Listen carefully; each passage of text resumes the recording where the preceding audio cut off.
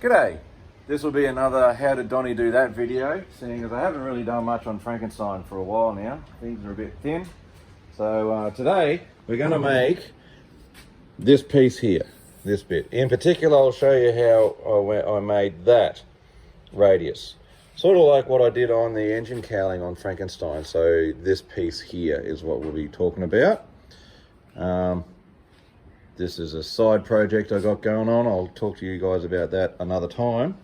But yeah, this is about this part here. There's a few different ways you can go about making this, but each way shares the basic principles. The version we're going to do is the backyard low budget version, where we just use the basic hammer and file and not the specialized tooling that you'd find in a full metal basher shop. We start off with a form block. This is the area that we're going to be using out of this whole thing. So let's just look at that. It's just form board that I've got from Bunnings. You can see where I've reinforced this area here because I want to use this part to actually form the piece on instead of just use it as a profile.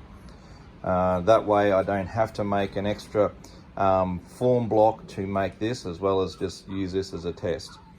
But it's looking pretty tatty at the moment because I've used it a few times now and it's only really good for a few goes. If I wanted to make heaps of these things, I'd make this whole thing out of something like hardwood or aluminium block or something like that, where you can really go to town on this and not worry about distorting it.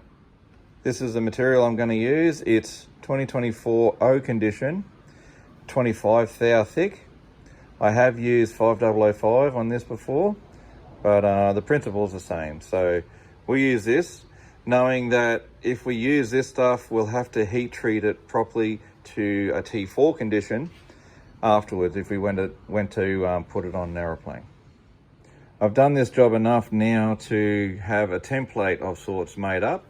So this is what we'll use on top here, and I'll just trace it out, make life a little bit easier for myself.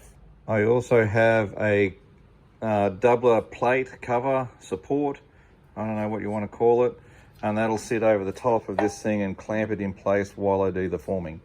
It'll make sense later. All right, this is the setup. So I've got these clamps here holding the buck down so it doesn't slide about or anything. These two here I've had to use, I'd rather not, but I've had to because, like I said before, this buck's had a pretty rough trot and it's starting to wear out a fair bit, so I need to clamp these edges down and hold this backing plate in place, otherwise it just affects the form. So this is our piece that we're going to work on, and I've cut that radius there at that distance that we're going to work out, and it's very important to make that edge nice and smooth because it's going to stretch a long way, and any little nick or mark in it is enough to split it. So we don't want that. The big thing is, as we're starting from in here, we can't let this outside edge ripple too much because it work hardens even in its O condition and folds in on itself. The other thing we need to be aware of also is not stretching one area too much, otherwise it'll split. I'll give you some examples. Welcome to Donny's little adventures into expletive combinations and character building. The first part here is, this is an example of stretching too much in one area and it splits right there, and you say, gosh darn it, a lot. The other option is, if you don't stretch it enough or you let those ripples get away on you, you'll end up with these creases because it's folded over on itself and it's just too hard to get out again. And that's another version of that as well. So we don't want that. So it's a combination of not stretching too much too quickly and stretching enough and keeping those ripples at bay while you work in those particular areas. I'm going to start off using my favorite hammer that I've had forever, and I'm just going to use the ball end of this. It's got to be nice and smooth. We don't want any sharp edges in here because the sharp edge will leave a crease and then that's going to be a weak point, and that's where it's going to split. So nice and smooth, all of your bits there. Some people prefer not to hit directly onto the metal. They prefer to use like a form, like a wedge or something like that to work in. I'll probably use both. I'll use something like this later on as we're working around the corner, but to start off with, I'll hit directly. You can probably use a softer version than a steel hammer, but you can see this radius that I have on this one is a bit too big, so it's not really going to help me much for very long. So I'll probably start with this one and just risk it. So I have different types of wedges for different types of jobs and stuff like that. So here's a few versions of what we'll probably use. I've also got a heavier one here. So this is just another wedge that I've used before, nice and smooth, and the edges there so they don't put a crease in anything. I have this little mark there, I'll have to clean that up. So that might come into play today as well.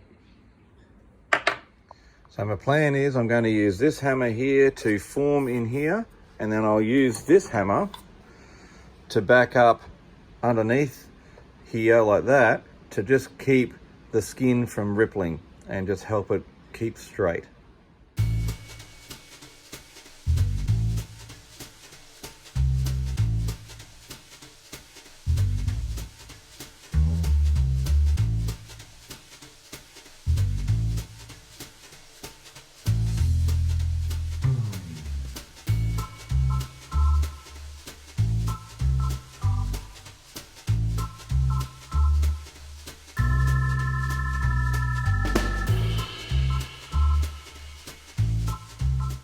So far so good. Obviously we're working pretty hard in this area here. There's a little ripple there that we need to sort, and there's one there as well, so we need to be aware of that as we're stretching any further. It's starting to bind up on itself, so I just need to stretch this outer lip a little bit more, but still keep it from having big ripples around. These edges back here we'll be able to dress out later on and trim off.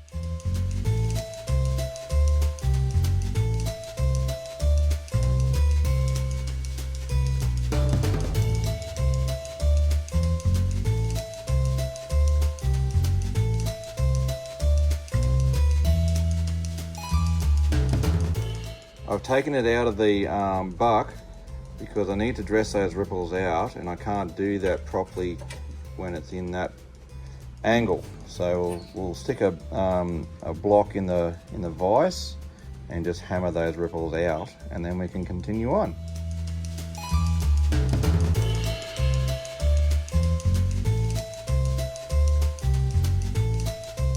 All right, looks a bit ugly at the moment, but we're pretty good. This is the main part that we wanted to form, so these edges here I can dress out. There's a little ripple there I need to sort out, but we'll need to take it off the buck first, and then we'll finish these bits off later.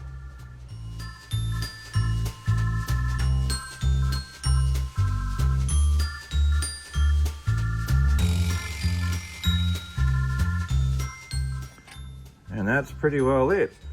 Little cleaning up edges and finishing off all those little ripples and stuff like that, and cutting the piece down to the proper dimensions. So trim this edge down and around the trailing edge. But yeah, that's all we've got now. Just clean up and finish up. So there you go. This buck is pretty well stuffed now. You can see this bit here is starting to fail proper. So that's the end of that. I'm trying to save it because this portion here I still need to use for the rest of the job. So I'm trying not to make that any worse than what it is for now. But I won't be able to make any more out of that. But anyway, it served its purpose. It's done its thing, and we can clean it and take it from here.